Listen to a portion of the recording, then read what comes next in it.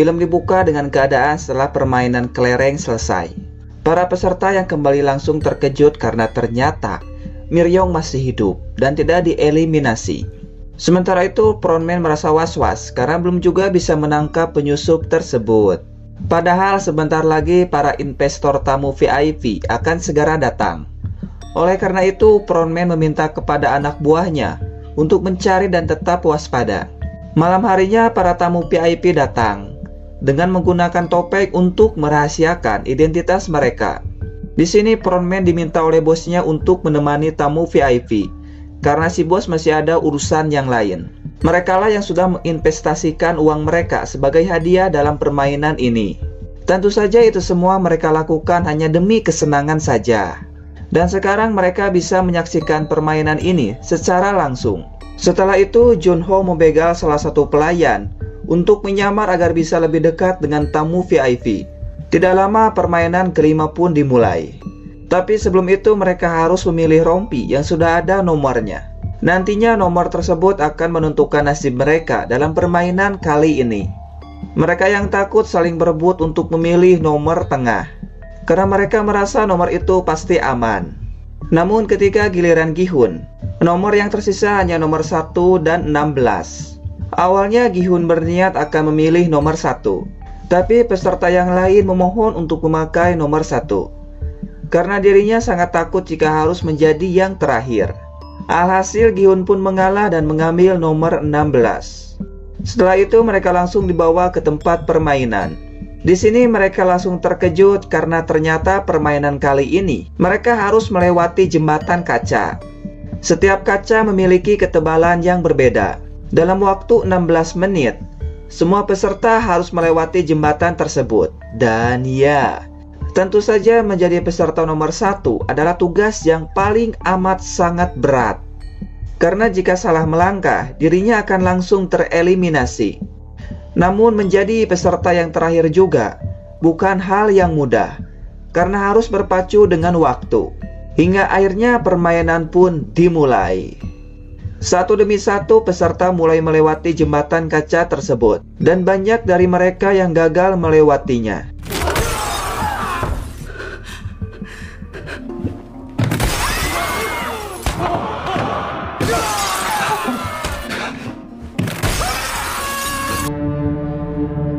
Karena waktu yang semakin sempit, mereka menjadi tidak sabar dan memutuskan untuk mendorong peserta yang ada di depan. Sampai akhirnya Doksu pun sampai di posisi yang paling depan. Jelas saja tidak ada yang berani melawan ataupun mendorongnya. Di sini Doksu kekeh tidak akan maju dan akan tetap diam agar tidak ada peserta yang lolos dari permainan. Miryong yang sudah sangat amat muak kepada si Doksu langsung melompat ke depan hingga akhirnya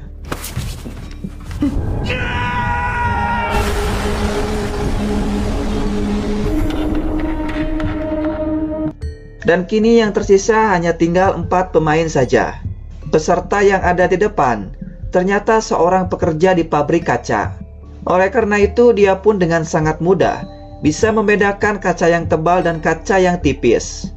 Hal itu membuat Sangwo, Sebyok, dan Gi-hun bisa dengan mudah melompat ke depan dengan selamat. Tapi kampretnya, ternyata frontman mengetahui akan hal itu dan langsung mematikan lampu agar mereka kesulitan untuk melangkah. Hal itu membuat peserta yang ada di depan mengulur waktu terlalu banyak. Karena tidak ada pilihan lain, dengan berat hati Sangwo pun langsung mendorongnya. Hingga akhirnya mereka bertiga sampai. Dan tidak lama jembatan tersebut dihancurkan.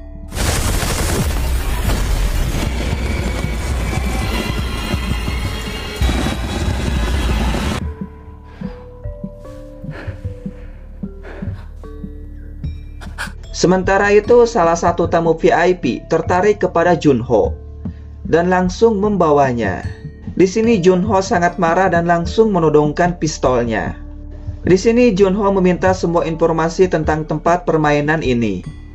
Setelah mendapatkan informasi, Junho langsung menghajarnya sampai pingsan. VIP가 떨어졌습니다.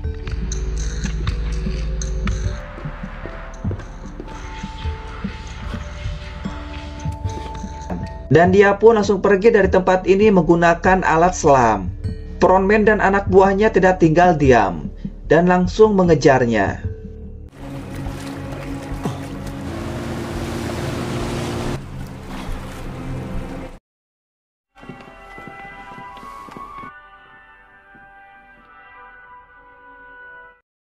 Setelah sampai di pulau seberang, Junho langsung mengirimkan barang bukti kepada atasannya, sekaligus meminta bantuan. Tapi sayangnya karena tidak mendapatkan sinyal, Junho pun langsung mendaki ke tempat yang lebih tinggi.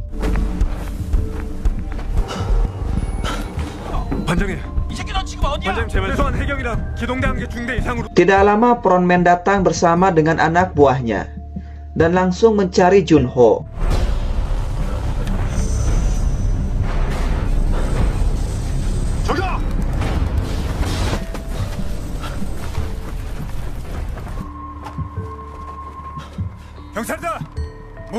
Hingga akhirnya Junho berhasil tertangkap.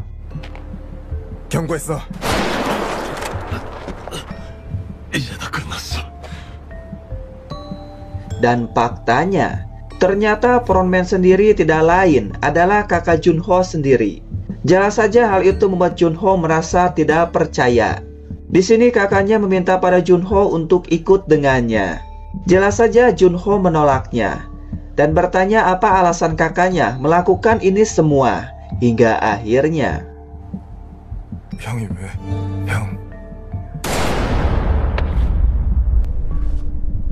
dan ya, dengan tega sang kakak langsung menembak adiknya sendiri dan Junho langsung jatuh ke laut. Sementara itu mereka bertiga disuruh untuk mengganti pakaiannya dan makan malam bersama. Di sini Sebyok terlihat sangat kesakitan. Ternyata pecahan kaca tersebut menancap di perutnya.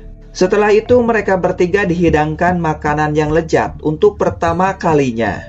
Di sini Gi-hun dan Sang-woo melahap makanan tersebut sampai habis. Sementara Sebyok yang masih kesakitan tidak mampu memotong daging tersebut. Setelah itu masing-masing dari mereka dibekali pisau kecil. Di sini Gi-hun masih marah kepada Sang-woo karena sudah tega membunuh pemain sebelumnya. Oleh karena itu Gi-hun mengajak Sebyok bekerja sama untuk menghabisi Sang-woo sekarang juga. Sebyok yang sudah tidak tahan lagi menyuruh Gi-hun untuk menjaga adiknya yang ada di panti asuhan. Jika Gi-hun berhasil selamat dan lolos dari tempat ini. Tidak lama Gi-hun baru sadar kalau baju Sebyok sudah penuh dengan darah. Gi-hun yang panik langsung meminta bantuan. Tidak lama petugas datang sambil membawa peti. Dan ternyata Sang-woo sudah membunuh Sebyok. Hal itu jelas saja membuat Gi-hun sangat amat marah kepada Sang-woo.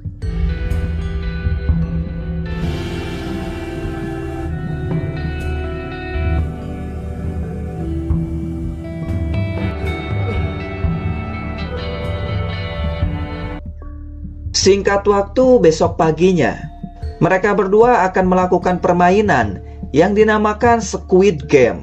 Di sini Gi-hun berperan sebagai striker, sementara Sang-woo sebagai back.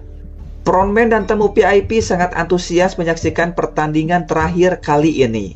Di sini mereka berdua sama-sama menggunakan pisau untuk saling menyerang dan juga bertahan. Dengan hujan yang cukup edan, mereka pun bertarung dengan sangat edan juga. Di sini Gi-hun sempat kewalahan menghadapi Sang-woo.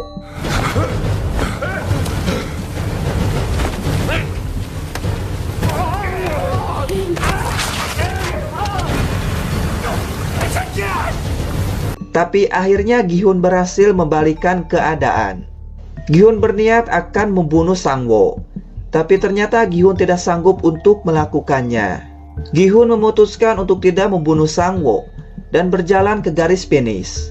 Tapi edannya, tiba-tiba saja Gi-hun memutuskan untuk tidak melanjutkan permainan. Itu artinya Gi-hun lebih memilih untuk menyelamatkan Sang-woo dan tidak ingin mengambil hadiah uangnya. Sesuai aturan yang berlaku, Gi-hun meminta pada Sang-woo untuk berhenti dari permainan. Tapi Sang-woo menolaknya dan malah menikam lehernya sendiri. Sebelum meninggal, Sang-woo menitipkan ibunya yang sudah tua kepada Gi-hun. Itu artinya Mau tidak mau, suka atau tidak suka, Gi-hun dinyatakan sebagai pemenangnya. Setelah itu Gi-hun pun langsung dikembalikan ke tempat asalnya. Meskipun memiliki uang yang sangat banyak, Gi-hun merasa tidak bahagia.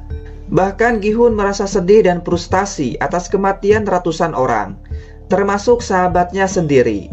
Bahkan saat ibu Sang-woo datang, Gi-hun tidak sanggup menatap matanya. Ditambah lagi saat pulang ke rumah, hati Gi-hun semakin sangat amat hancur karena melihat ibunya sudah dalam keadaan meninggal. Jelas saja hal itu membuat Gi-hun semakin terpukul.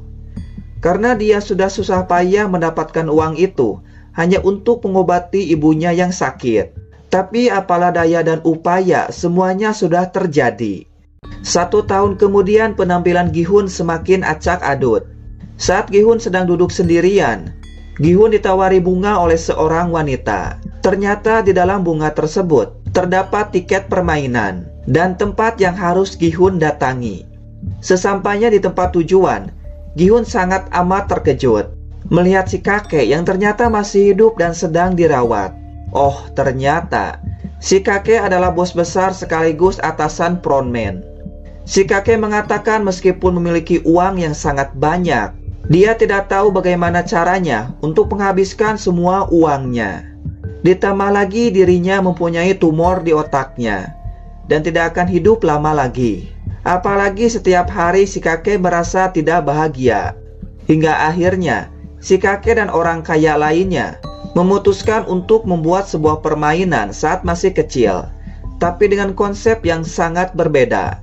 Dengan tujuan agar dirinya bisa merasakan kebahagiaan dengan ikut langsung dalam permainan tersebut sebelum dirinya meninggal. Jelas saja hal itu membuat Gi-hun sangat marah karena sudah mengorbankan banyak nyawa hanya untuk bersenang-senang. Tapi si kakek mengatakan kalau sejak awal dirinya tidak pernah memaksa siapapun untuk ikut dalam permainan tersebut. Si kakek berterima kasih kepada Gi-hun karena sudah membuatnya bahagia dengan menjadi teman bermainnya dan juga selalu menjaganya.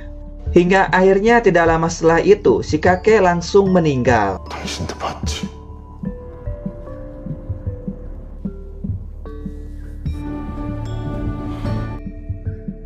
Besok harinya, Gi-hun memulai hidup barunya dengan gaya rambut yang berbeda.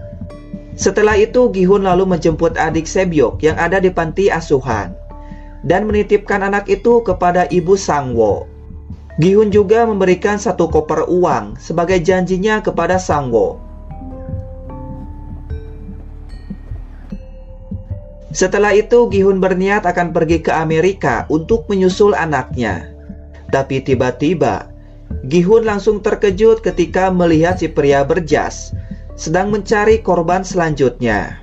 Dan Gi-hun pun langsung merebut kartunya dan langsung saja menelepon frontman. Gi-hun berjanji akan membalas perbuatannya yang sangat mengedankan sekali bagaimanapun caranya. Dan film pun tamat cuy. Ending yang sangat mengenaukan.